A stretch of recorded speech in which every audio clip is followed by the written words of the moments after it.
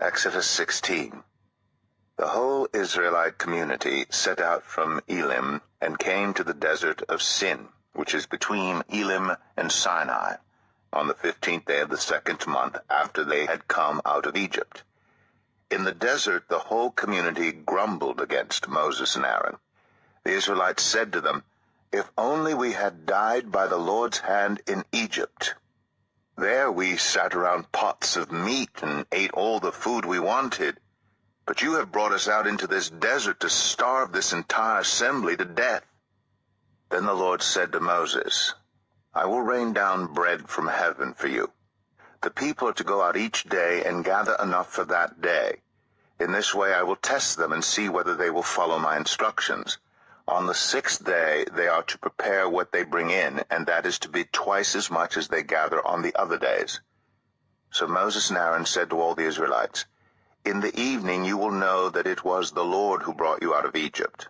And in the morning you will see the glory of the Lord, because he has heard your grumbling against him.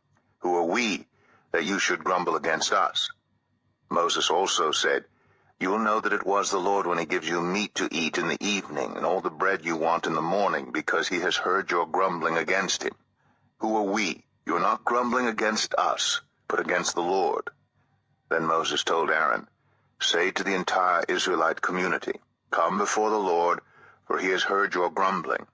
While Aaron was speaking to the whole Israelite community, they looked toward the desert, and there was the glory of the Lord appearing in the cloud.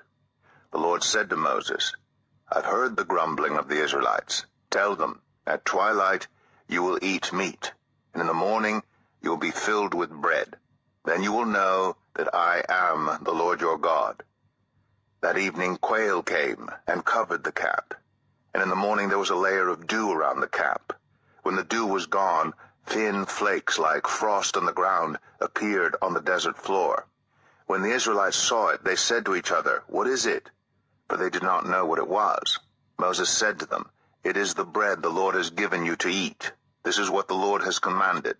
Everyone is to gather as much as they need. Take an omer for each person you have in your tent."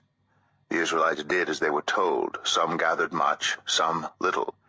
And when they measured it by the omer, the one who gathered much did not have too much, and the one who gathered little did not have too little. Everyone had gathered just as much as they needed. Then Moses said to them, "No one is to keep any of it until morning." However, some of them paid no attention to Moses. They kept part of it until morning, but it was full of maggots and began to smell. So Moses was angry with them. Each morning everyone gathered as much as they needed, and when the sun grew hot it melted away. On the 6th day they gathered twice as much, 2 omers for each person, and the leaders of the community came and reported this to Moses. He said to them, "This is what the Lord commanded. Tomorrow is to be a day of Sabbath rest, a holy Sabbath to the Lord. So bake what you want to bake and boil what you want to boil. Save whatever is left and keep it until morning." So they saved it until morning, as Moses commanded, and it did not stink or get maggots in it. "Eat it today," Moses said, "because today is a Sabbath to the Lord. You will not find any of it on the ground today. 6 days you are to gather it, but on the 7th day, the Sabbath, there will not be any." Nevertheless, some of the people went out on the 7th day to gather it, but they found none. Then the Lord said to Moses, "How long will you refuse to keep my commands and my instructions? Bear in mind that the Lord has given you the Sabbath. That is why on the 6th day he gives you bread for 2 days. Everyone is to stay where they are on the 7th day. No one is to go out."